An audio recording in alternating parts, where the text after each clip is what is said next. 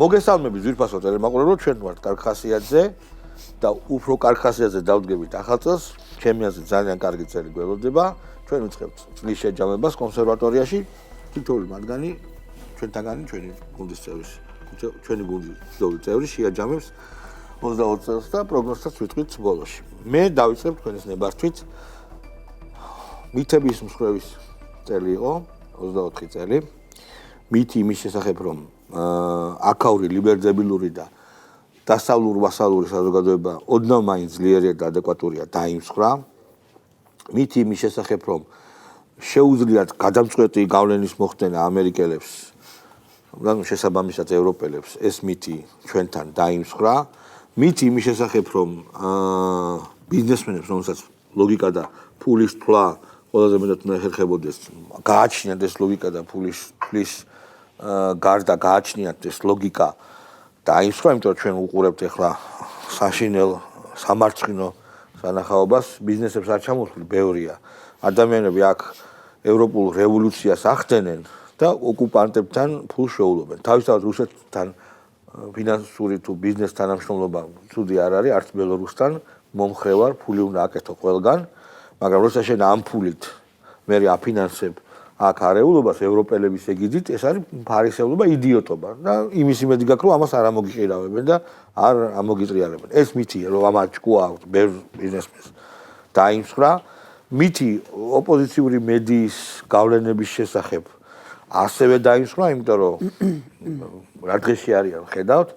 გამყარდა მითი, რომ მზექალა არის ეს მითი მეგონა და გამყარდა ეს მითი, მე მეგონა მითი, როცა ნიკუტა მას მზექალად მოიხსენებდა და გამყარდა ეს მითი არ აღმოჩნდა, სინამდვილე აღმოჩნდა ეს რომ მართლა მზექალა პირიქითა პროცესიც გვაქვს. ხო? ეხა ჩვენ კვირას რა მოხდება არ ვიცით. კუდით გამოებმა თუ არა სასახლის ბოძს და გამოაცემენ თუ არა ბულდოზერით, ეგ არ ვიცით, მაგაზე შეგვიძლია ვილაპარაკოთ. მოკლედ, ეს წელი იყო ჩვენთვის მითების მსხვერპლის წელი, ჩვენი სუვერენიტეტის გზაზე წინ გადადგმული ნაბიჯების წელი.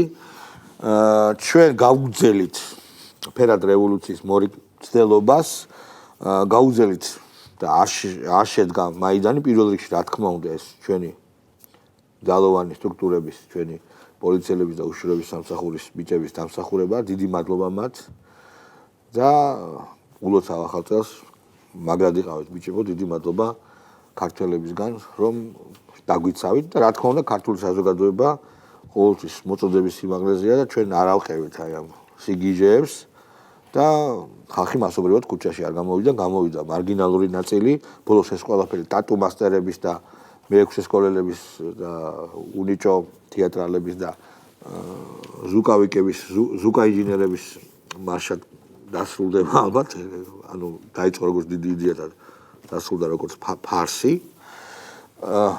ეს ყველაზე კარგია რაც ახლა მოხდა. ჩვენ დავამტკიცეთ, სოფლიოს დავამტკიცეთ, რომ ჩვენ თავის ბატონ-პატრონი ჩვენ ვართ.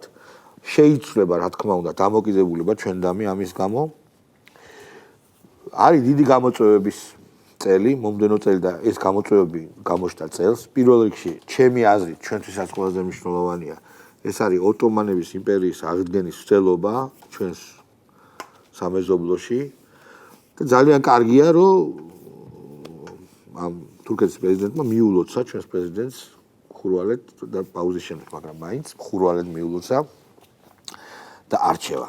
ეს საჭიროა ჩვენ გვინდა ამ ქვეყანასთან კარგი ურთიერთობა, ხო? სოფლიოში ცეცხლი გიზგიზებს, ჩააქრობს თუ არა ამას ტრამპი. ერთ-ერთი რა თქმა უნდა მთავარი მოვლენა სოფლიოსთვის ეს ტრამპის არჩევაა. ჩააქრობს თუ არა ტრამპი აი ამ ცეცხლს არავინ არ იცის. ჯერჯერობით რასაც უყურებ მონროს დოქტრინის გარშემოტრიალებს, იმიტომ რომ იქ კანადას უყურებს, იქ მექსიკას, პანამას, გრენლანდია იქვე არის კი ბატონო, სადაც კარგად შეიძლება ბაზების მოწყობა, სამხედრო ბაზების და ამ ინფრასტრუქტურის გავრცელება. ნუ დანიას რა თუნდა გრენლანდია ეგრე ამბობს რა. ხო და კანადას შტატად მოიხსენიებს. ტრუდოს გუბერნატორი. რა უცნაური, აი ესე ბულდოზერით თავხედურად იქცევა და სიტყვას ვერ ამბობს. სად არის ჩვენზე რომ ესე აღშფოთდნენ და ჩვენზე რომ პრაქტიკულად ამერიკის მომავალ პრეზიდენტმა საერთაშორისო მასშტაბებით დაარღვია სუვერენიტეტი კანადის. სად არის გასული სრულად თანამეგობრობა?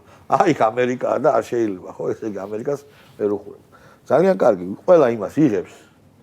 რისი ღირსიც არის, ესეთ ცხოვრებისეული სიბრძნა. მონროს დოქტრინის გარშემო ტრიალებს სამყარო და მომავალი წელი იქნება დალაგების წელი, ან ომის დასრულების ალბათ ბოლო-ბოლო დასრულდება ეს ომი.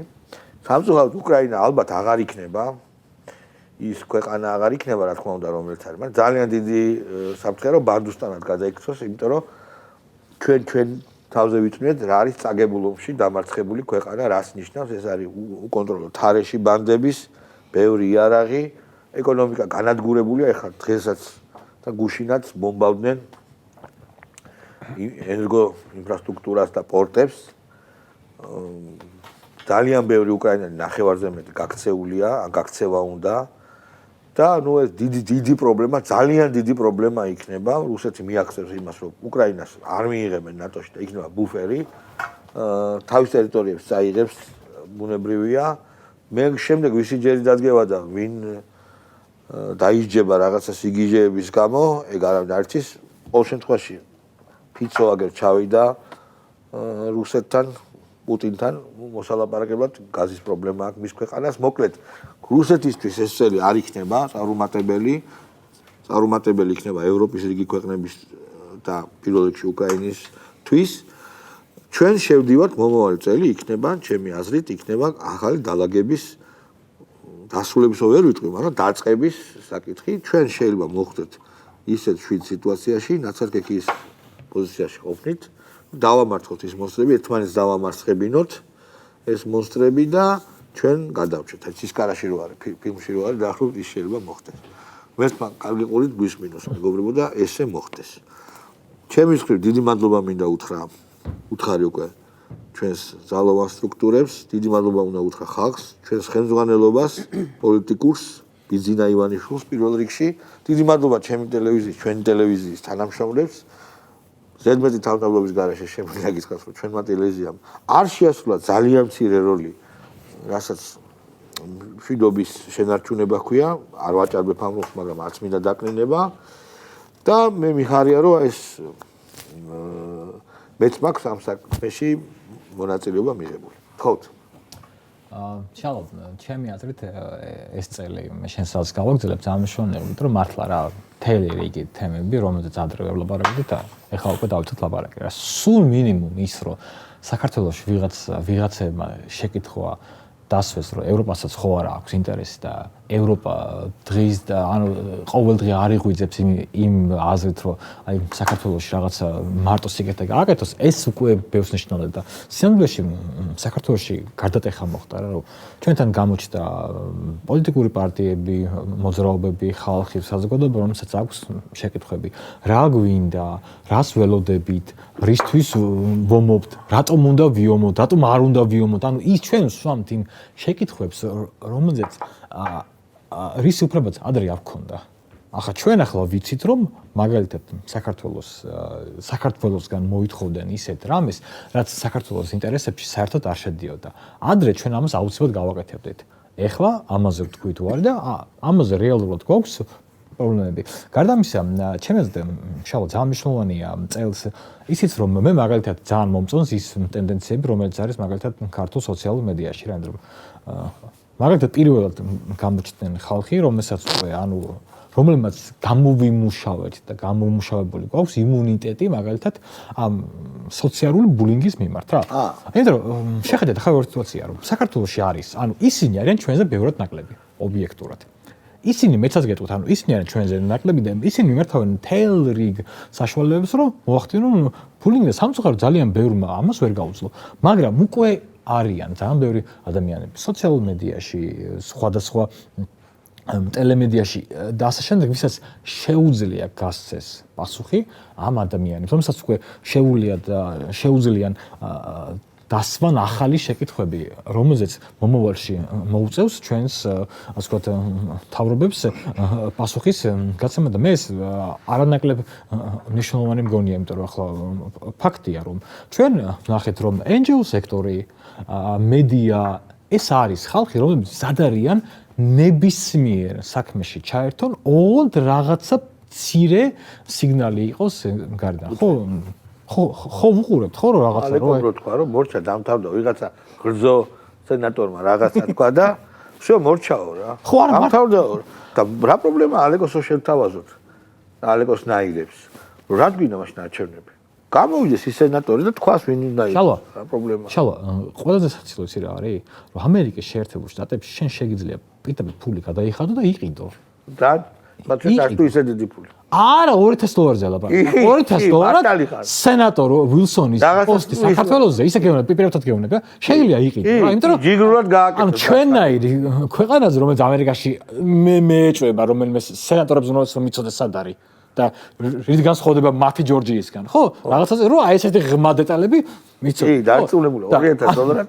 ანუ აქ არის სასაცილო რომ ჩვენ ანუ ეხლა უკვე ვიცით რომ ნუ ერთი ალეკო ელისაშვილი წამოეგო მსგავსი სულით და ნუ ალეკო არ არის ჭკვიანი ადამიანი და არც ისეთია რბილად რო თქვა მაგრამ ახლა საქართველოში მოსახლეობა უკვე აღარ ეგება მსგავს რამე მე მახსოვს ხალხო 5 წლის წინ მე რო ტელევიზიაში რასა მოვედი აი რასა იოკნავიჩიანი თუ რა ქვია ჟიგიმანტასი პაულინიოს და კუბილიოს რაღაცას რო იტყოდა გლოვა ქონდა და ქვეყანას ეხლა ხო აღარ ეხლა ეს ჟიგიმანტასი გადაიქცა გიჟიმანტასად რომელსაც ყველა ადამიანი ვიცით როგორ ქვია მაგრამ ვეძახეთ გიჟიმანტას ყოველგვარი სინდისის ხეჯნის გარდა და ეს როთი და ეს ვიღაცა აბსოლუტური პერვერტები ფეხებზე კიდია კიდევ ერთი დეტალია რა აი რატო არის როთი მნიშვნელოვანი რა აი და აი რატო არის როთის მაგალითი ევროპის დეგრადაციის აღმნიშვნელი ანუ ადრე იყო როგორ რა რომ ჩამოვიდოდა ევროპელი და გვეტყოდა რაღაც ისეთ სისულელეს რა ნორმალური ადამიანს რომ ისმედი ხვდებოდი რომ გაბოლებენ რომ აი საქართველოს ხართ ევროპის აკვანი ანუ ლისაბონის დედავატირე თბილისი ყველაზე მაგა ქალაქია და ამას გვეუბნებოდნენ ნუ გვიხაროდა ეხლა ესეც კი არ მოხდა. ანუ ეხლა ჩამოვიდა ადამიანი გერმანიის საგარეო კომიტეტის თავმჯდომარე და რომელსაც გვითხრა რომ მართლმადიდებლობა არ ჭირდება. არა, ცუდიაო. ცუდია, ან წარმოგიდგენიათ რომ ანუ ქვეყანაში და მე უნდა მოусმინოთ იმას. ქვეყანაში სადაც მოსახლეობა გათხოვილი დიდი ნაწილი არის მართლმადიდებელი, ან როგორც მე მართლმადიდებელი კულტურის წარმომადგენელი ჩამოდის ვიღაც ტიპი და გვეუბნება რომ რასში გინდათო და ეს სუდიაო ხო აი ნუ აი ხო და ანუ ეს უკვე ანუ ეს არის მაგალითი რომ ევროპაში რაღაც პრობლემები აქვს ადრე ხო მაგას არის ამდენ კი შეიძლება შიდა თემებში შენ არ გეტყოდნენ საჯაროდ პროფესიულ რაღაც ჟურნალებში და რაღაცებში საჯაროდ არ გეტყოდნენ დაეწერათ და ეთქვათ მაგრამ საჯაროდ თბილისში არა ხოსისულელე ხო ისტორიკოსის აზრი. კი ბატონო, მოდი ჯერ დავიწყოთ გლობალურად რა. კი ბატონო.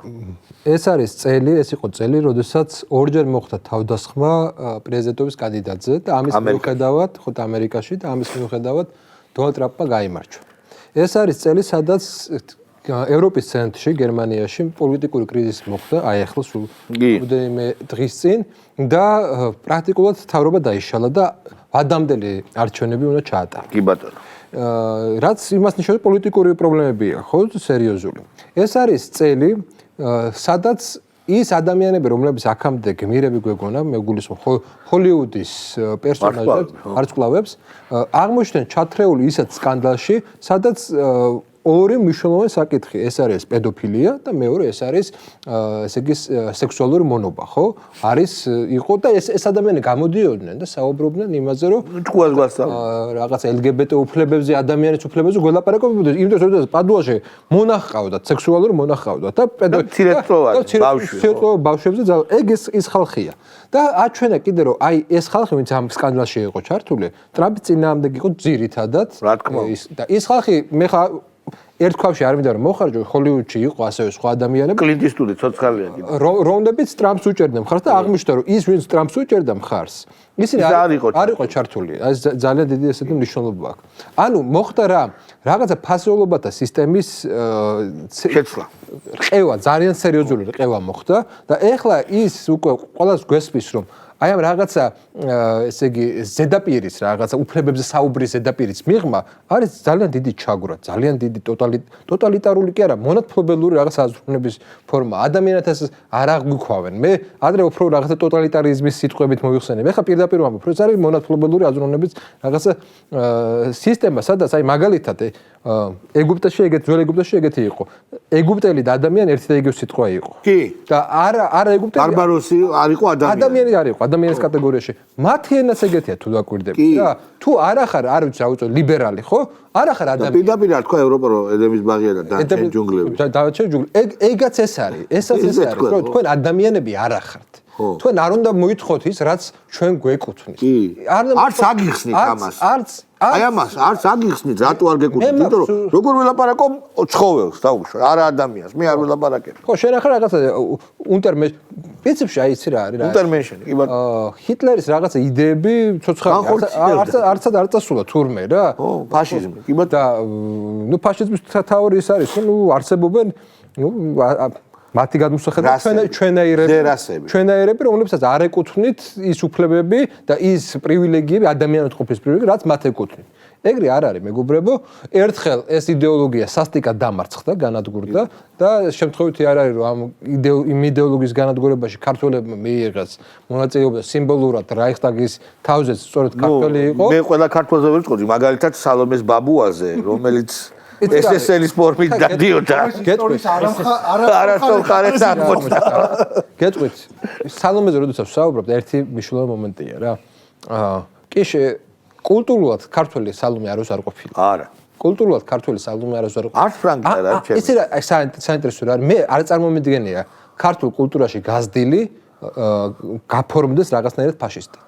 ანუ ეს კულტურა იმდენად ანტიფაშისტურია ქართული კულტურა, რომ შენ უბრალოდ თუ ამ კულტურასთან გაუცხოება აი ვისაც გაუცხოება ისინი ხდებიან ფაშისტები რა. ლიბერალური ფაშიზმი არის ქართულ კულტურასთან გაუცხოებაზე ამოზდილი კულტურული კონცეფცია და პოლიტიკური კონცეფცია. და ამიტომ არის ჩემთვის ეს გამყოფი რა.